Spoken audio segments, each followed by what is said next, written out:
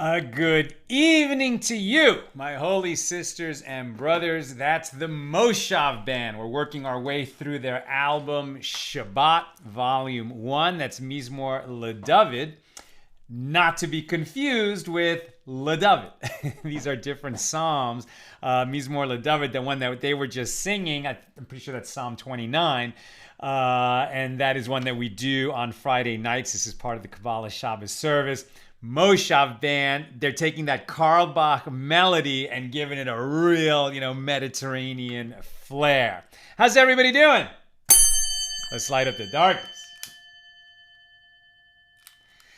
Who is with us as we get together to do some beautiful learning here near the very end of Tractate Sukkah. This is the 7th volume of the Talmud. We're covering page 54 today. We're in chapter 5, Mishna 3, and there are only 56 pages in this tractate. So we're really close to the end now. Who's with us? Carol in Cleveland, Renee in Indiana, Stephen in New Hampshire, Sharon in New Jersey, Melissa in New York, Michelle in Indiana, Harry in New York, Tom in PA, Yehudit in South Carolina, James in Indianapolis, Rebecca in LA, Christo in Lubbock, Paula in Chicago, Bell in Illinois, Frank in San Pedro, Michael in New Jersey, PK in Colorado, Nancy in North Carolina, Stephen in Oklahoma, Pauline in Arkansas, John in Maine, Bill in Missouri, Guy in Ohio, Chaim in Charlotte, David in Notre Dame. Over there on the YouTube side, Michael in Scranton, Marjorie in Georgia, Lindsay in Cincinnati, Spencer in West Hartford, and Seraphim in California. Welcome, everybody. It's Elul. It's these final days of Elul. We started saying Slichos, the penitential prayers for this season. Saturday night, the earliest time that we could do it, has to be after the end of Shabbos and at least 4 days before Rosh Hashanah. So now we add Slichos prayers, these penitential prayers before the morning service. We did that today, and we'll do it again tomorrow and the next day as we get ready for Rosh Hashanah. And we are blowing the shofar every day.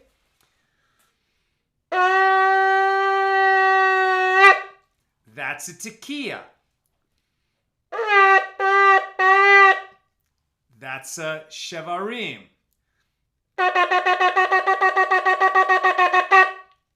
That's a teruah.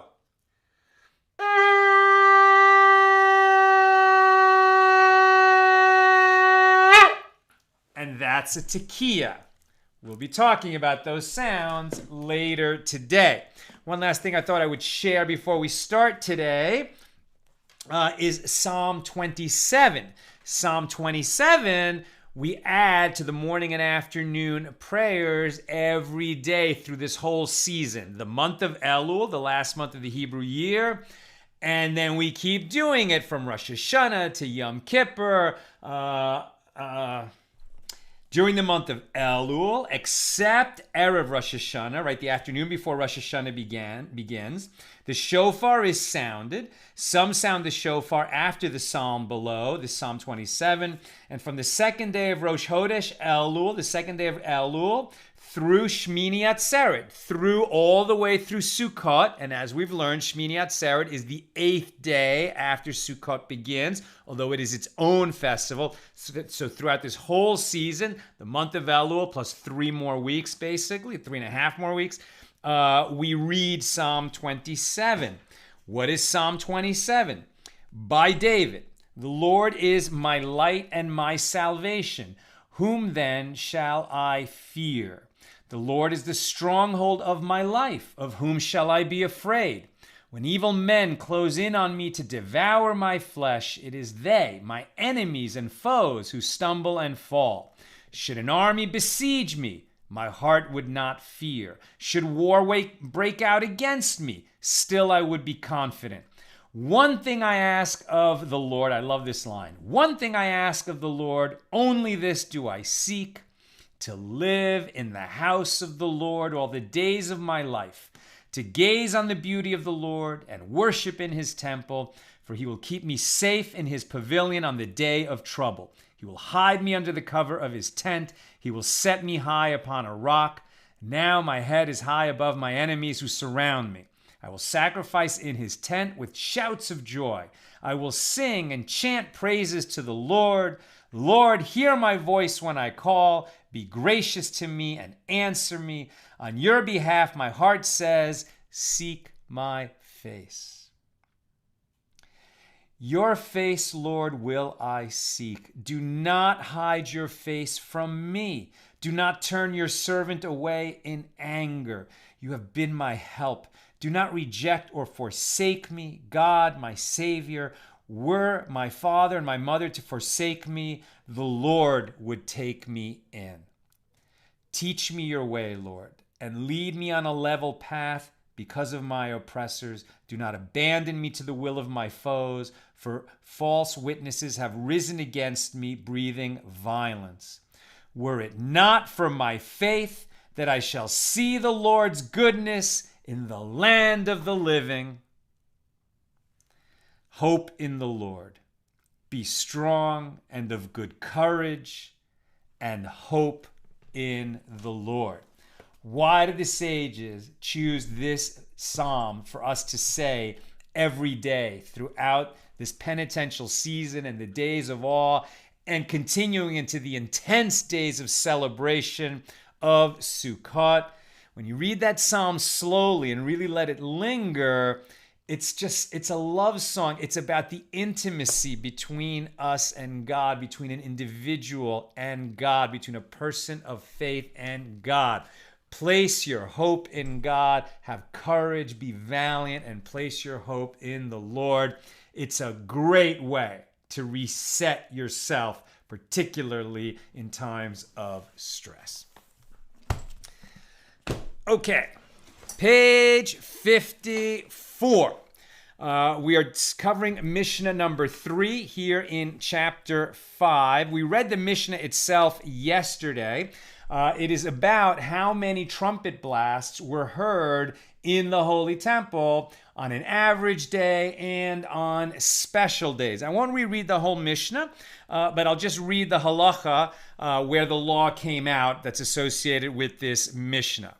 Each weekday, 21 trumpet blasts were sounded in the temple.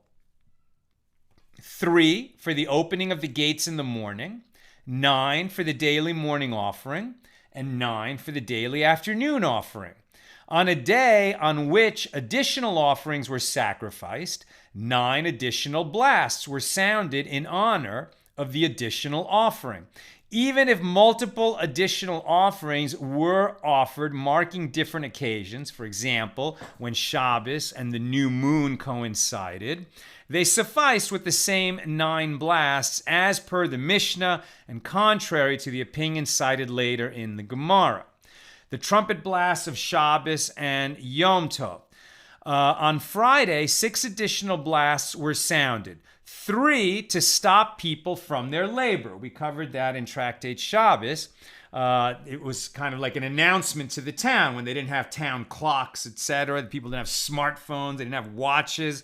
So as they came towards Shabbos on Friday afternoon, there would be 3 to stop people from working. First, the distant people in the fields, then the people in the marketplaces, then the people, near home, and then the 3 blasts that say it's Shabbos. And on the festival of Sukkot, 3 additional blasts were sounded for the opening of the lower gate, 3 for the opening of the upper gate, 3 for the filling of the water, pertaining to the water libations of Sukkot, and 3 more when pouring the water libation on the altar. Okay, how were these blasts sounded? There's going to be a long debate on whether, you just heard me before do a tekiah or a teruah, and then a tekiah. So when they would often do a tekiah, teruah, tekiah, was that 3 blasts of the trumpet or 1 blast of the trumpet? What is the law on this? So there are some authorities, Rabbi Yitzhak Ibn Giyat and Ramban, who sought to prove from here that one may not pause between the various shofar blasts of Rosh Hashanah, even to catch one's breath. Rather, the tekiah, teruah, tekiah must all be sounded in one breath. In practice, there are many customs, both with regard to whether it is permitted to pause when sounding the shofar, and if so, with regard to when one may pause. However, most authorities hold that when the Gemara says there is no pause at all, it does not mean that no pause is allowed, only that the pauses should not be extended and conspicuous, right? It's one of the reasons why I like to blow the shofar. I enjoy blowing the shofar. I can get a decent sound out of the shofar, but I am not a Baal Tekiah, right? A master shofar blower, first of all, has to study intensely all the intentionalities that go with shofar blowing on Rosh Hashanah and on Yom Kippur. Really has to take the whole congregation with him and has to study these laws of breathing properly, when to pause, etc. From there, the discussion goes on with regard to the water libations during Sukkot. When exactly were the horns sounded? When did the blasts happen? Was it when the water, some of the blasts, when the water was poured on the altar, or when the water bearers reached a certain point in their procession toward the altar? We're not going to get into the technicalities of that, but so we're going to pick it up about 5 paragraphs down on the A side of page 54. When Rabbi Acha bar Chanina came from the south of the land of Israel, from Judea, he brought a baraisa with him, a teaching of contemporaneous with the Mishna, but not quite as authoritative. That's what a baraisa is. That he received from the sages in that region. It is written, Numbers 10:8, and the children of Aaron, the priests, will sound the trumpets. Now there is no need for the verse to state shall sound, as it is already stated at Numbers 10:10, and you shall sound the trumpets for your burnt offerings and your peace offerings. So we talked about this earlier, right, when they were discussing the flute and whether musical instruments were an essential component of bringing the offerings, or was the song of the Levites the essential component? Now, the song of the Levites, the actual singing that they did in the temple, that was an essential mitzvah being performed in the temple, that singing. But the trumpet blasts were their own special case. And as we see, the Torah specifically commands that trumpet blasts will accompany the offerings brought by the Kohanim, brought by the priests in the holy temple. This is different than the shofar blasting that we hear on Rosh Hashanah, but we're learning certain laws from the trumpet blast that actually are going to get applied to the shofar blasting as well. But now that we learned that the trumpets are already commanded in verse 10:10, book of Numbers 10:10, what are they saying in verse 10:8? Why does it say shall sound in 2 places? The sages, because it's repeated, the sages are going to learn something out from that repetition. It appears to be teaching a new law.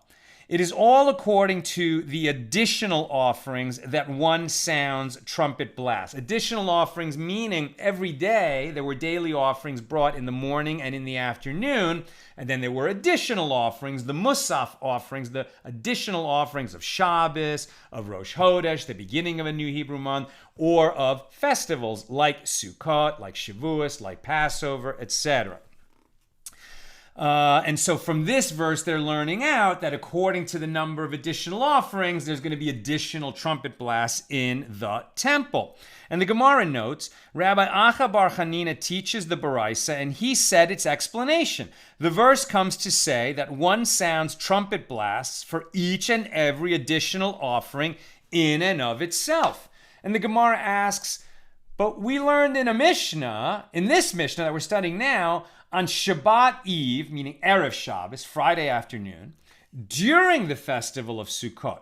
Right, so there's a Shabbat during Sukkot, like in the intermediate days of Sukkot. There's going to be a Friday as well. So on that Friday afternoon, so on Friday afternoon during the festival of Sukkot, there were 48 blasts. And that was the highest number of blasts sounded on any day in the temple, because you have so many different things coinciding. Blasts for opening the temple in the morning, blasts for the daily offering, daily morning offering, blasts for the daily afternoon offering, blasts because it's Friday afternoon and Shabbos is coming, blasts for the additional offerings of Sukkot, and blasts for the water libation, the bringing of the water and the pouring of the water libation on the altar. All of these things lead to additional trumpet blasts in the temple. And if it is so, Rabbi Acha Bar Chanina says, well, let the Mishnah teach in the case of Shabbat during the festival, when you find that there are 51 blasts. There should be even more than 48, including the additional blasts for the additional offerings of Shabbos itself. Rabbi Zera said, although based on the Baraisa taught by Rabbi Acha Bar Chanina, there would indeed be additional blasts for the additional offerings of Shabbos, they would still only total 48 blasts, because one does not sound the 3 blasts in the morning for opening the gates on Shabbos. Those blasts were merely a signal. The temple is open for business today, and you don't need to sound those on Shabbos. Rava said, and when I say open for business, I'm being facetious, but they were just announced to Jerusalem that the temple gates had opened in the morning, and they don't need to do that on Shabbos.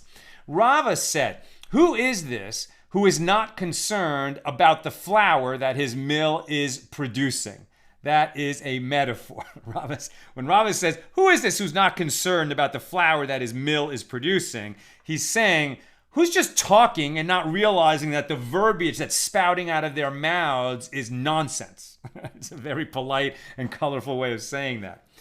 First, the Mishnah contradicts the explanation of Rabbi Zera. As with regard to the order of the blasts, including those for opening the gates, we learned that this was the practice every day, including Shabbos. And furthermore, even if they are equal to each other, in other words, the same number of blasts were sounded on Shabbos during the festival of Sukkot and on Friday during the festival, well, then let the Mishnah teach on Shabbos during the festival there are 48 blasts. And you would learn 2 matters from that case. You would learn from it that the Mishnah is in accordance with the opinion of Rabbi Eliezer ben Yaakov, that the trumpets are not sounded at the 10th step, but rather when pouring the water libation upon the altar. This is a discussion that we skipped, whether they sound certain blasts pertaining to the water libation when the water bearers reach the 10th step of the steps leading up to the courtyard, or when the water was being poured on the altar. So now Rav is commenting on that.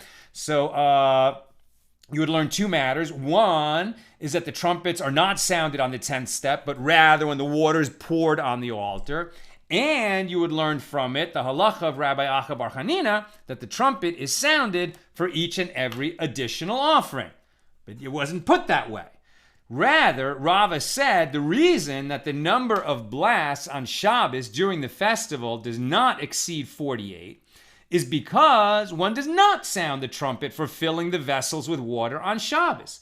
As the Mishnah stated, that they did not draw water from the pool of Siloam, right, that we saw that's a little bit south of the Temple Mount. You can still see that the pool of Siloam, and that's where they would draw water for those water libations.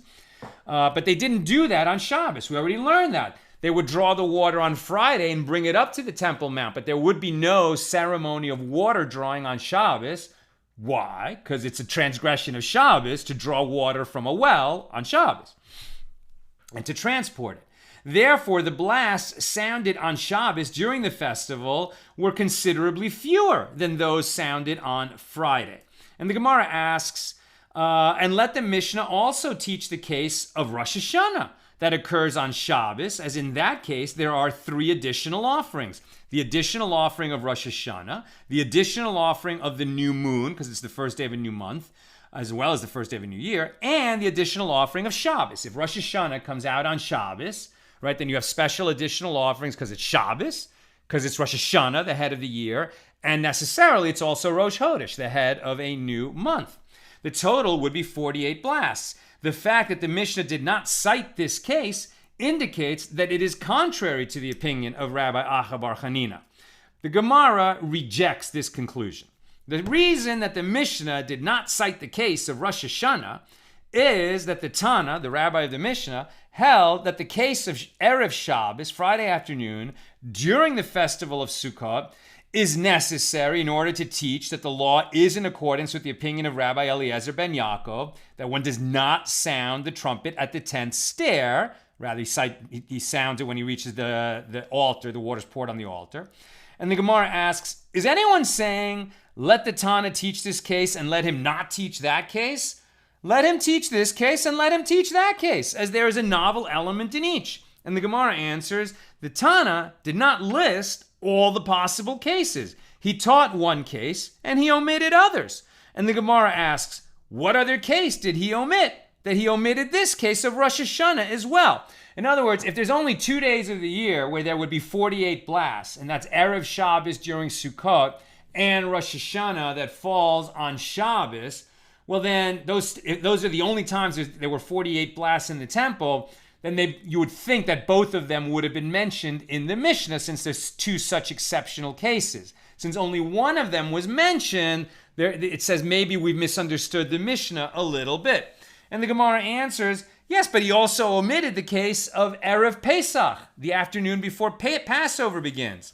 The Paschal lamb was sacrificed in 3 shifts. Right? When we were in Tractate Pesachim, the laws of Passover, we saw that so many people would come to Jerusalem to celebrate Passover. And in that case, how do we do that, right? We would bring the Paschal lamb. Everyone would have a lamb that they registered to in advance. Families would, a group of people would have agreed in advance that they are going to spend Passover together and this is their lamb. And they were counted for the people who would be eating that lamb. Then they would get to Jerusalem. One of their members would take the lamb into the temple. It would be slaughtered there. Some of its blood would be sprinkled on the altar. And then he would bring it back out to his group and they would roast it and eat it that night. And there were hundreds or thousands of such lambs for all the different groups of people in Jerusalem on the Passover holiday. So they needed 3 shifts of slaughtering and sprinkling, etc. And what they're saying is those 3 shifts would lead to additional blasts of the trumpets in the temple. When the Paschal lamb was sacrificed, they would recite Hallel. And the recitation of Hallel was accompanied by 3 trumpet blasts, right? So there were 3 shifts. During the slaughtering, the Levites would be singing the songs of praise that are in Hallel, Psalms 113 to 118. And that was accompanied by these trumpet blasts. So there should have been 9 additional blasts. Consequently, there could be as many as 27 additional blasts sounded on that day, added to the 21 blasts sounded each day, and the total is 48 blasts. But the Gemara rejects this answer if it is due to the case of Passover, the afternoon before Passover. That is not an omission, as who is the Tan of this Mishnah? It is Rabbi Yehuda, who said, although there were 3 shifts, they never really got all the way through the 3rd shift. They would basically get it all done with the first 2 shifts. Now we skip a little bit. The Mishnah continues.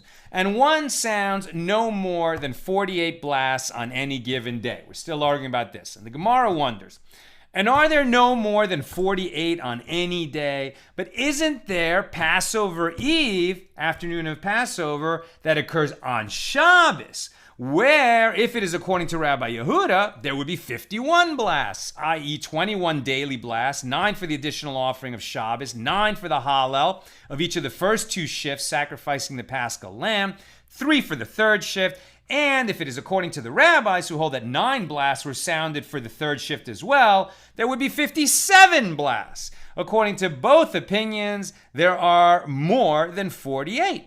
And the Gemara answers, when the Tana teaches the Mishnah, he is teaching matters that occur every year. The case of Erev Pesach, afternoon before Passover, that occurs on Shabbos, which is a matter that does not occur each and every year, he does not teach. And the Gemara asks, is that to say that Erev Shabbos occurs during the festival every year? There are times when you do not find a Friday at all during the intermediate days of Sukkot.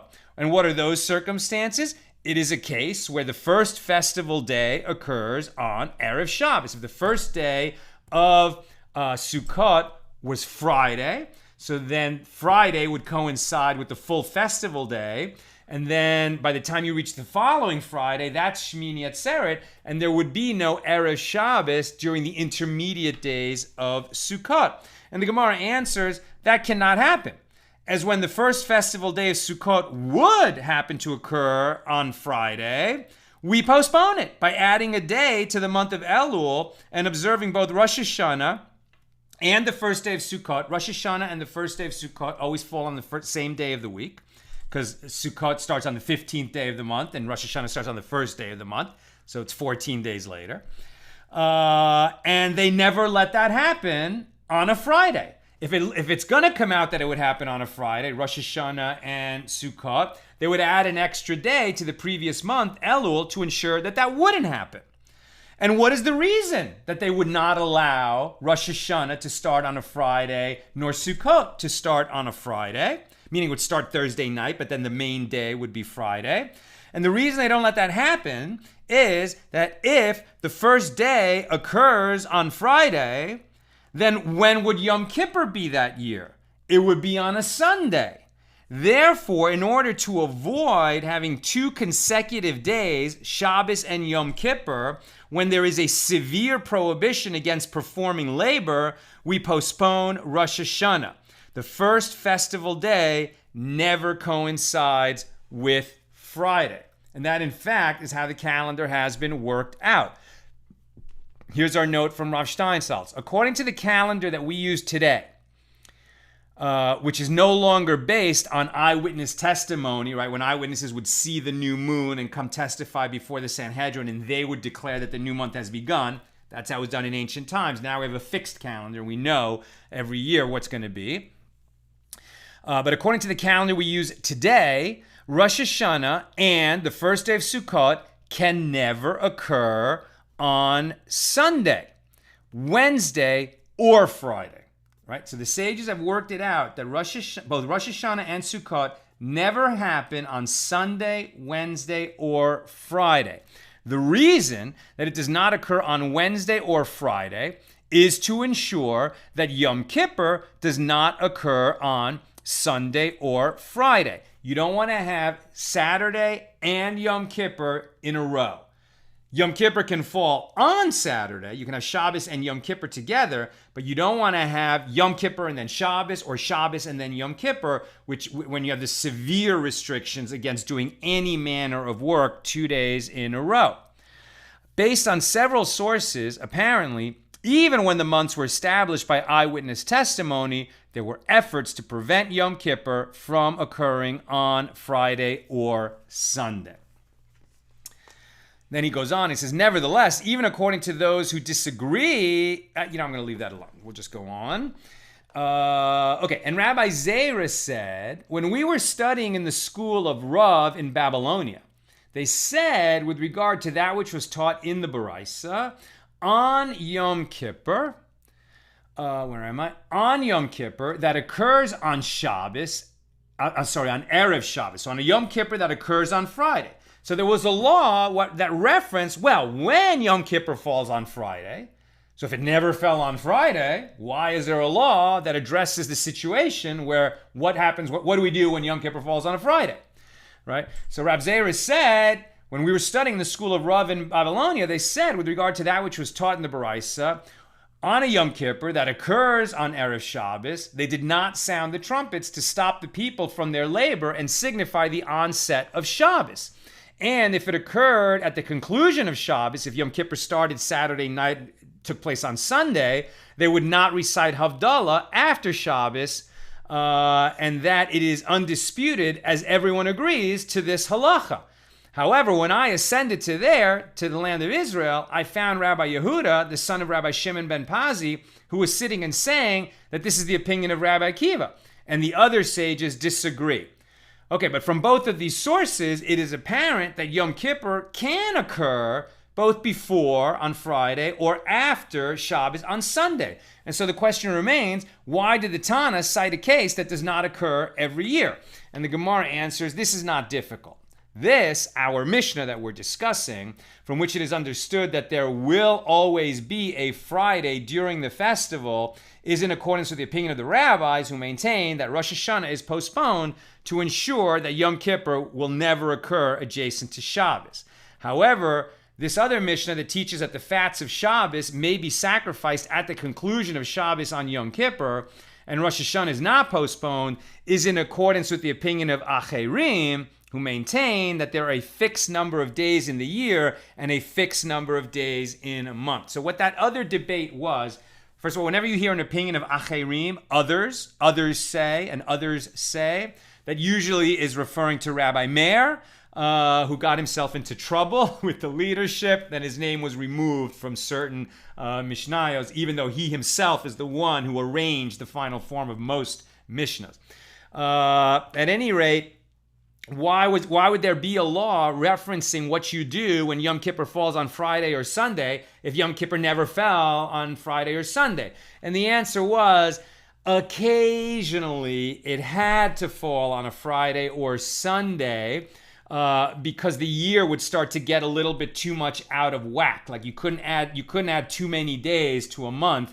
And the sort of Hebrew year would get a little bit too disjointed from the solar year, right? The Hebrew year is 354 days, the solar year 365 days. That's why we have a leap month in every 7 out of 19 years have an additional month in the Hebrew calendar. That's Adar 2. Adar is a springtime month, and sometimes they add a second Adar to reconcile the Hebrew year with the solar year. Otherwise, it would start to get completely off, and we'd be celebrating, a spring holiday like Passover would end up in the fall. That's why we have the leap month system. But at any rate, there was only, even though it sounds pretty flexible, that system, there were times in ancient times when they might have had to allow Yom Kippur to fall on Friday or Sunday, and then this is how they would deal with it. As a practical matter, it never happens in the modern world when the calendar has been fixed in advance, and it almost never happened in the ancient world because the Sanhedrin would not let it. And with respect to that Baraisa where Acherim are teaching, Rabbi Meir, in that Baraisa it said, between the festival of Shavuos on one year and the festival of Shavuos the following year, and similarly between Rosh Hashanah one year and Rosh Hashanah the following year, there is a difference of only 4 days of the week. And if it was a leap year, there's a difference of 5 days between them.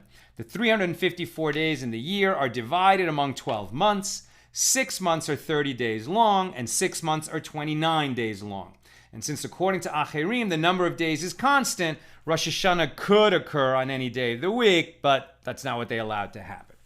The Gemara returns to analyze the opinion of Rabbi Acha bar Chanina. I'm almost done, so if you have questions or comments, please get them in now. The Gemara returns to analyze the opinion of Rabbi Acha bar Chanina, who holds that the trumpet was sounded for each additional offering that was sacrificed on a given day. And the Gemara raises an objection. In the case of the new moon that occurs on Shabbos, the song of the new moon supersedes the song of Shabbos. Now that would be surprising because in matters of holiness, things that happen more often take precedence over things that happen more rarely. So Shabbos, which comes every week, is actually considered holier than Rosh Chodesh, which comes once a month. And both of them are in a sense considered more holy than Rosh Hashanah and Yom Kippur, which only come once a year. Even though the once a year things are so special and we prepare for them in special ways, etc., nevertheless, when the two holidays coincide, we're going to mention the one that happens more often first. That's what it means that we give precedence to the things that happen more often. But here we're being told that the song of the new moon, a monthly occurrence, takes precedence or supersedes the song of Shabbos, which is a weekly occurrence. And if it is so, as Rabbi Acha states, well then let us recite the song of Shabbos and let us recite the song of the new moon. Since only one song is recited, apparently only one set of blasts is sounded, right? So they're still kind of counting up how many blasts happen on a given day. But what they're curious about is how could you say that you're going to reduce the number of blasts when Shabbos and Rosh Chodesh coincide? You should give the equal number of blasts the blast for Shabbos and then the blast for Rosh Chodesh. Why wouldn't you do that? And Rav Safra said, what is the meaning of supersedes? Supersedes doesn't mean to take the place of, it just means to precede. And the song of the new moon would precede the song of Shabbos. It's not that they would only do one or the other, they would do both, the song of the trumpet blast for Rosh Chodesh and the trumpet blast for Shabbos. Nevertheless, they were doing the trumpet blast of Rosh Chodesh before the trumpet blast of Shabbos. That's a surprise. It should have been the other way around. And doesn't the principle, when a frequent practice and an infrequent practice clash, that the frequent practice takes precedence over the infrequent practice?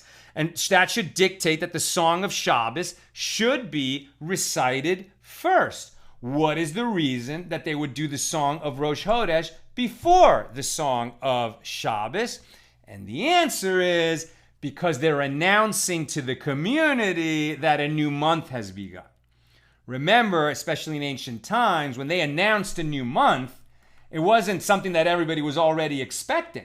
They were letting people know that a new month had begun, because it might be on that day or it might be on the next day, depending on whether the witnesses had appeared before the Sanhedrin to say that they'd seen that little sliver of moon, which let them know that a new month had begun. The announcement of a new month was not just a formality. It was like, the calendar administration that the whole community depended on. And so it was very important to let people know that a new month had begun. And for that reason, that kind of practical policy reason, that song of the new month would precede the song of Shabbos. And indeed, the law is, on the new moon that coincides with Shabbos, the song of the new moon takes precedence in order to publicize that it is the new moon that day. This is in accordance with the Baraisa and contrary to the answer provided by Rav Safra, which was based upon the rejected view of Rabbi Acha bar Chanina. That concludes what we will be reading. We're right at the end of page 54. We'll pick it up tomorrow with God's help with page 55. Now let's check comments and questions.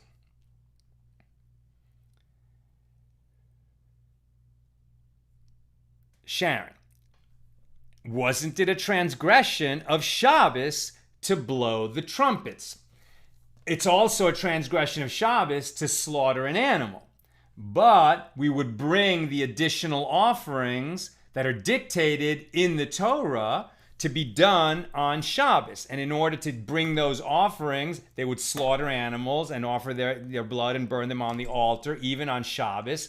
And these trumpet blasts are, they are not, just an accompaniment. They are an integral part of bringing the offerings. So since those offerings, trump Shabbos, the trumpet blasts go along with them. And that's why what something we would normally not do, which is play an instrument on Shabbos, would happen only in the Holy Temple and only these particular trumpet blasts.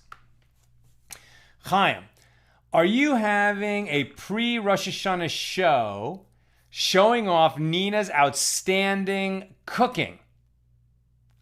I think that's a fantastic idea.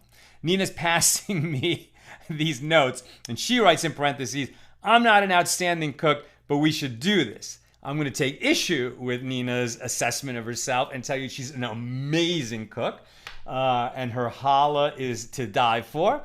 And since she's saying it's a good idea, I think this is a fantastic idea, and so let's do it, Subject to, let's make sure that it's going to make sense and scheduling, etc.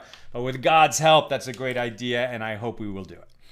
Sharon, wasn't Elisha ben Abuya known as Acher? Yes, he was. Right. So when the Talmud mentions Acher, the other one, now they're talking about the great sage Elisha ben Abuya who went bad. Right. So he was really a gifted Torah scholar who went bad. He became evil. He not only left being a Torah scholar, left being a religious Jew, he even helped our enemies persecute us. I mean, he just went bad. And so there are some laws that are taught in his name because he was such an outstanding Torah scholar before he went bad. And so when a law is taught that, it's a legitimate law, even though he's the one who taught it, so then they would change his name to Acher, the other one. Acherim, the other ones, or others say, right? When we refer to others, it's a very similar word, but that's referring usually to Rabbi Meir, right? As opposed, not just, it's not just a general pronoun. Well, some sages say this and other sages say that. Usually when it says Acherim, it means that Rabbi Meir was there. He maintains his lofty and exalted position among the sages as a great, great sage, but sometimes his name was removed from a teaching in a Mishnah. Michelle, what is the name and number of the psalm again? The one that I read at the beginning, that's Psalm 27, Mizmor LeDavid, a psalm to David. That's the Elul psalm, Psalm 27. And Bill Eldridge, it's interesting to me that the fixing of the Hebrew calendar happens around the same time that Christians were doing our own calculations on our calendar. I like to joke that the reason we pegged ours to the vernal equinox was because the whole idea of second Adar gave us anxiety. It's just like inner theological humor. But Bill is saying that when the Christians set up their calendar, which is the calendar, right, that most of the world runs by, a 365-day solar calendar, so it's easy to keep it the same every year. You just need, a leap day every 4 years and omit the leap day every 100 years. And he's saying that it was giving them anxiety to have this leap month 7 out of every 19 years. You got to agree, you guys setting up the calendar had a point, right? The Hebrew calendar is complicated. Okay, that's what I've got for us today. With God's help, we'll be together again tomorrow for page 55. Have a terrific evening, my holy sisters and brothers.